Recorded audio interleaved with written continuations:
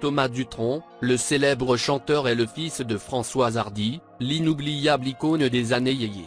Le 29 mai dernier, à l'occasion de la fête des mères, il a eu une douce pensée pour la première femme de sa vie. Sur son compte Instagram, il n'a pas partagé qu'une photo de sa maman, mais une vidéo retraçant plusieurs moments vie. Les internautes ont été très heureux de découvrir pas moins d'une vingtaine de photos allant de sa plus tendre enfance où le musicien est entre son père, Jacques Dutronc, et sa mère, Françoise Hardy, aux années suivantes où il semble avoir été très heureux avec sa maman.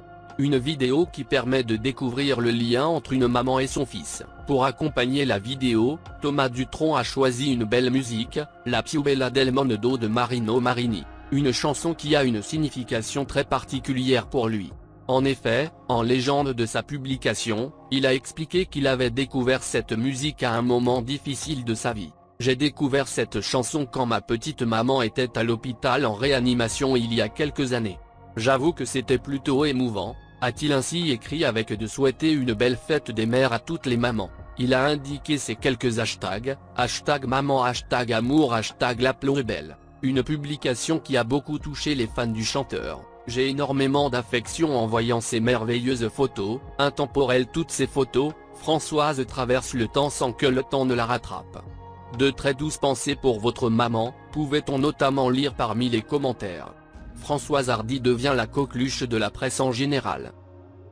Elle atteint des scores de popularité inattendus. Roger Vadim, cinéaste à la mode dans ces années-là, lui propose un rôle dans Château en Suède. Elle s'en sort très bien et l'on décèle chez elle, un talent sûr d'actrice. Pourtant la chanson est le domaine qui intéresse réellement la chanteuse. Fin 1963, elle signe un contrat pour un passage dans la salle mythique parisienne, l'Olympia. Elle se produit en première partie de Richard Anthony, autre star yéyé du moment. L'énorme succès qu'elle rencontre est confirmé par une tournée à travers la France. Son premier album, qui est en fait une compilation des 45 tours déjà sortis, est publié en 1963 et obtient le prix de l'Académie Charles Cros ainsi que le trophée de la télévision française.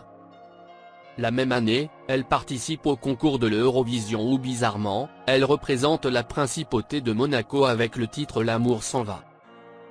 Une autre tournée est programmée en 1964 qui l'emmène jusqu'en Italie, au Festival de San Remo, concours de chansons très célèbre. Elle chante en italien par la midite.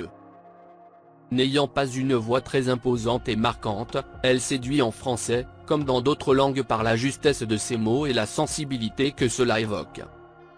Très populaire, Françoise Hardy est une vedette malgré elle.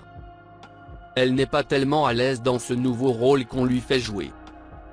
Mais son élégance naturelle et son caractère légèrement distant, font de cette belle jeune femme une nouvelle recrue pour les couturiers désireux de montrer leurs récentes créations. Courrèges d'abord, Paco Rabanne et même un peu plus tard, Chanel et Yves Saint Laurent.